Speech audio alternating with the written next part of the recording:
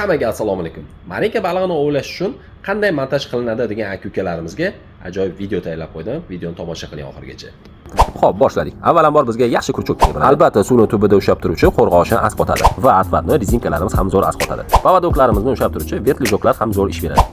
Montajni yechib taqish uchun albatta karabinlar zo'r ish. Oxirisi stoperlar. Usiz ishimiz bitmaydi. Xo'p, hurmatli aziz tomoshabinlar, o'zimizning barcha kerakli mahsulotlarni tayyorlab oldik. Endi esa montajni boshlaymiz. Xo'p, hurmatli aziz baliq o'rga ishbor tomoshabinlar. Birinchi bo'lib qo'lomni qo'limizga olib olamiz va leskani olib 7 ta o'ramli tugun hosil qilamiz. Xo'p, eslatib o'taman, leskamizning qalinligi 0.5 dan iborat va uzunligi 40 cm bo'ladi.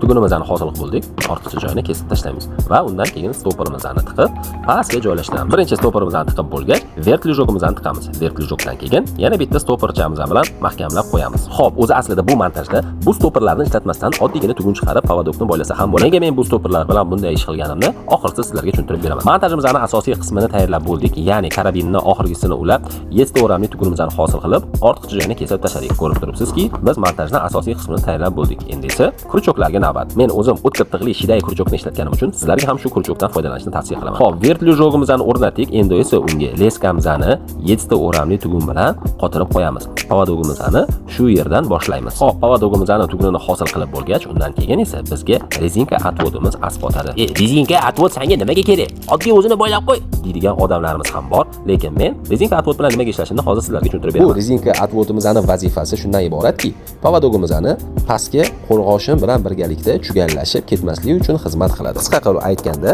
povadokni qo'rg'oshindan nari tutib turadi. Xo'p, povadogimizni atvodini hal qildik. Endi esa kurchogimizni ochib, kurchogimizni o'tkir tig'li shiday 08 razmerini olamiz. Bu kurchogimizning o'zini formasi ham yaxshi ish beradi, lekin men o'zim ozgincha yonimdan o'zgartirish kiritib boraman. Shu formani yutma kurchokka aylantiramiz. Ambardan olib turib, uchidan ozgincha siqib qo'yamiz. Xo'p, yana bir eslatma, boshqa kurchokda ambar bilan bunaqa siqishni takrorlamang. Boshqa arzonchi kurchokda bu holatni takrorlasangiz mo'rtlashgan bo'ladi va sinib ketadi. Xo'p, ko'rdinglar, kurchogimizning formasini ozgincha uchini qisqartirib va kurchogini iladigan joyini chetga chiqarib qo'ydik. Kurchogimizning formasi ana endi ovlashga tayyor bo'ldi.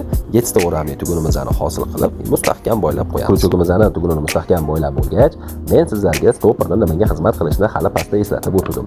Ana endi sizlarga hozir tushuntirib beraman. Ayrim suv havzalarining ichida o'tlar juda ko'p bo'ladi. Biz ko'pincha montajni qo'rg'oshindan 5 cm dan keyin chiqarib qo'yamiz. Bir xil joylarda esa o'tlar bo'lgani uchun povadokni teparoqdan qilishni tavsiya beraman.